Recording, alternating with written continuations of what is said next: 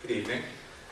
My name is Jacob Finespan. I'm the Executive Director of Jews United for Justice, and it's really wonderful to be with you this evening on a hot, warm summer as we get heating up, and there's in the DC government has been heating up today. So I want to just, you just saw it on the screen, but we exist, Jews United for Justice exists to solve the most critical challenges facing our region.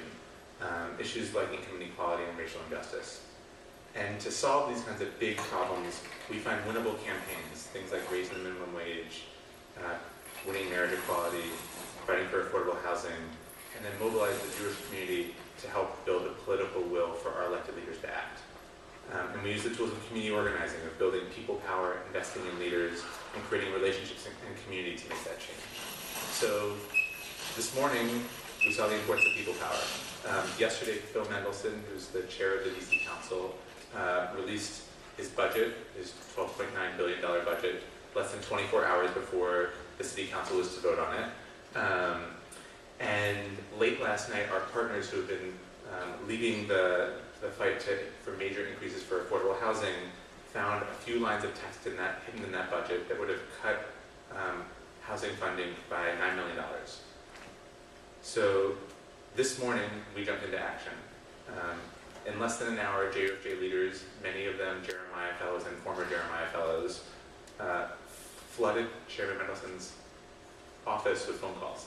At some points, the phone was ringing off the hook and things were going straight to voicemail.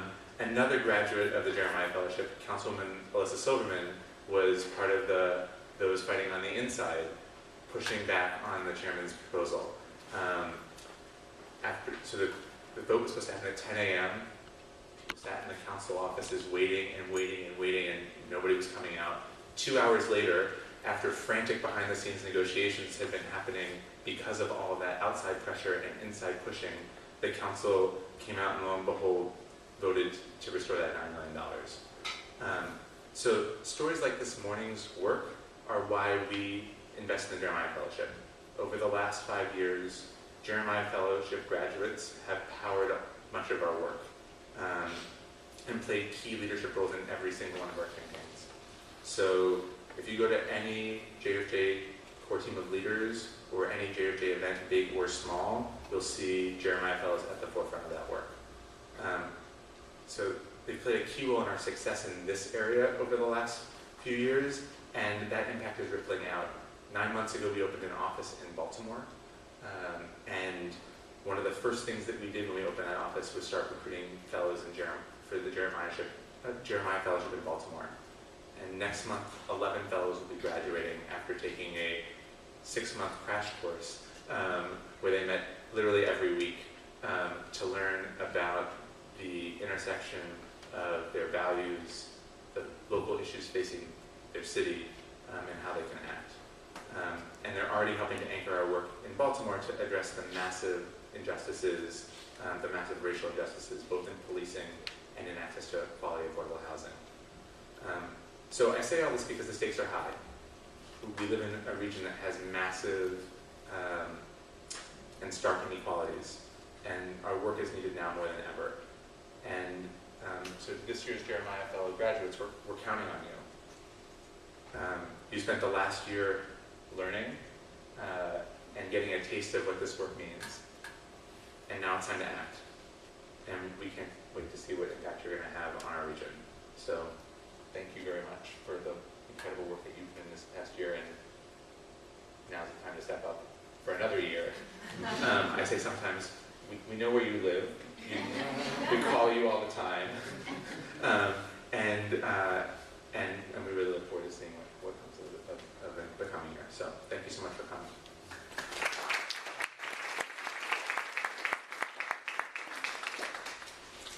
Okay, so hello again. This is really one of my very favorite JUFJ events of the entire year. It's inspiring, it's a hopeful night, and I love talking about these fantastic people. So you'll get to hear a little bit more about their year and about themselves in just a little bit, but first I want to just give you a little bit of a taste of what the fellowship is about, so you understand what these folks have been up to over the last 8 months. So, the goal of the Fellowship is really to develop a close-knit group of activists who have the skills and the knowledge and the passion and the commitment to work with JUFJ to make change on very important issues right here in our city and right here in our region, really to make this a better place for everybody who lives here. We find at JUFJ that so many folks move to DC to work on national issues and international issues, the sort of stuff that's in the newspaper, that some really urgent local and regional problems go unnoticed. So that's why we exist as an organization, and that's why we do this fellowship.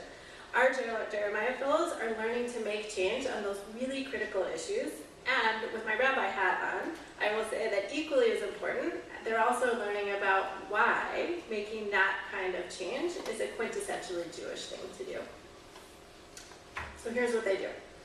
Last October, I don't know if you all can remember back that far, my life was very different. I only had one child and not two. Our newly selected Jeremiah Fellows gathered together for the very first time at Adas, Israel, to meet each other. They were eager, they were excited, and I think I'm probably right in saying that more than a few of you were a little bit anxious. Some of them already felt like activists, but a number of them told me pretty bluntly that activist was a new identity that they were interested in trying on. Others had applied for the fellowship because they were really searching for a Jewish community where they could feel comfortable bringing all of themselves, including their political commitments. And they wanted to figure out how Judaism could enrich a life of activism. But no matter how they got here, whether that describes them or not, all of them came with an open heart and an open mind and this genuine willingness to just dive into the work. So here's what they did.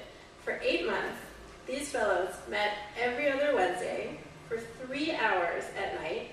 That's 3 hours after already long and full days. They met all day on Sunday, every 1 to 2 months, and they had 2 weekend retreats. So this was really a very serious commitment. And it's a challenging curriculum. The Jeremiah Fellowship brings together a Jewish perspective on contemporary issues with social change and leadership, skills, training, plus a solid engagement in local community issues.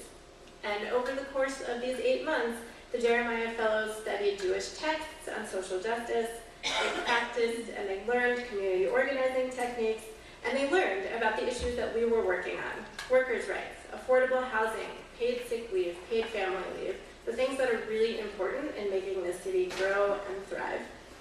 They also met with dozens of local change makers, and then they got out. They got out into the city to see what was going on and to practice their skills. So these folks sitting behind me here have canvassed, they've phone banked, they figured out how to tell their stories to each other and to other people in ways to help move change forward.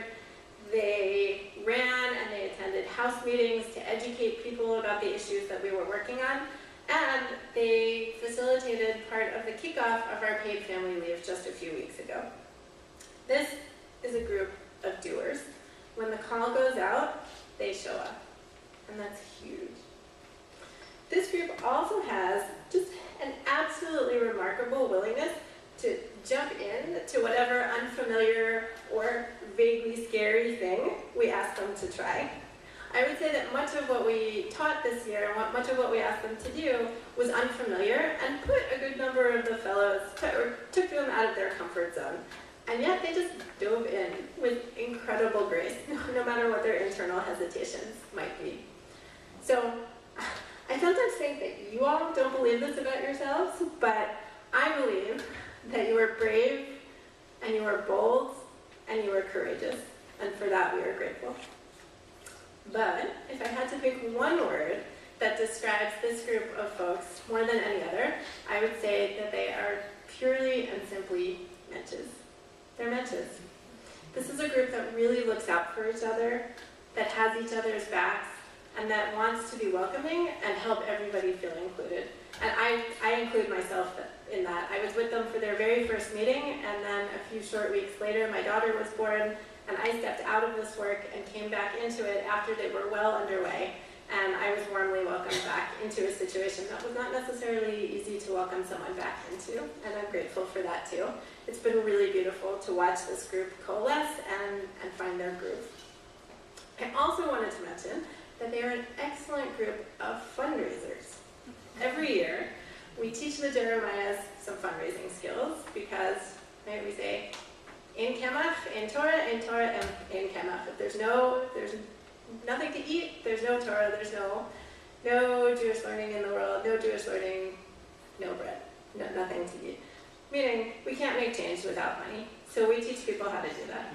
And then we ask the fellows to try and raise $500 each to help support the program. This is the program by and far away that we invest the greatest number of resources in, certainly per person.